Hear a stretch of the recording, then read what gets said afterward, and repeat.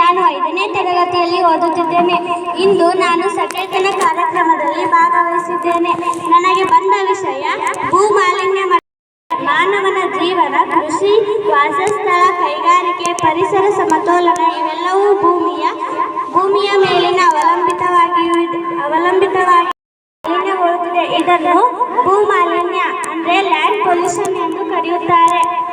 ಭೂ ಮಾಲಿನ್ಯವು ನಮ್ಮ ಪರಿಸರಕ್ಕೆ ಮಾತ್ರವಲ್ಲದೆ ಮಾನವನ ಆರೋಗ್ಯ, ಕೃಷಿ ಉತ್ಪಾದನೆ ಮತ್ತು ಜೀವ ವೈವಿಧ್ಯತೆಗೆ ಹಾನಿಕಾರವಾಗಿದೆ. ಆದ್ದರಿಂದ ಭೂ ಮಾಲಿನ್ಯವನ್ನು ತಡೆಗಟ್ಟುವುದು ಮತ್ತು ಭೂಮಿಯನ್ನು ಸಂರಕ್ಷಿಸುವುದು ನಮ್ಮ ಪ್ರತಿಯೊಬ್ಬರ ಕರ್ತವ್ಯವಾಗಿದೆ. ಎಂದರೇನು?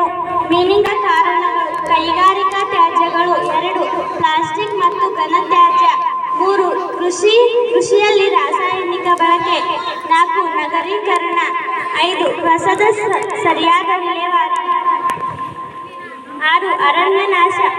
ಭೂ ಮಾಲಿನ್ಯದ ಪರಿಣಾಮಗಳು: ಮಣ್ಣಿನ ಫಲವತ್ತತೆ ಕುಸಿತ, ಮಾನವ ಆರೋಗ್ಯದ ಮೇಲೆ ಪರಿಣಾಮ, ಜಲ ಮಾಲಿನ್ಯ. ಗುಣಮಟ್ಟ ತಿಳಿಯಲು ಸಾವಯವ ಹೆಲ್ತ್ ಕಾರ್ಡ್ ನೀಡಲಾಗುತ್ತದೆ. ಅಫಾರೆಸ್ಟೆನ್ಸ್ ಪ್ರೋಗ್ರಾಂ: ಅರಣ್ಯ ಪ್ರದೇಶಗಳನ್ನು ಹೆಚ್ಚಿಸಲು ವೃಕ್ಷಾರೋಪಣ ಕಾರ್ಯಕ್ರಮ. 2 ಎನ್ರಿ ಪ್ರಾಜೆಕ್ಟ್: ವಿದ್ಯುತ್ ಉತ್ಪಾದನೆ ಮಾಡುವ ಯೋಜನೆಗಳು. 7 ಕರ್ನಾಟಕ ಸ್ಟೇಟ್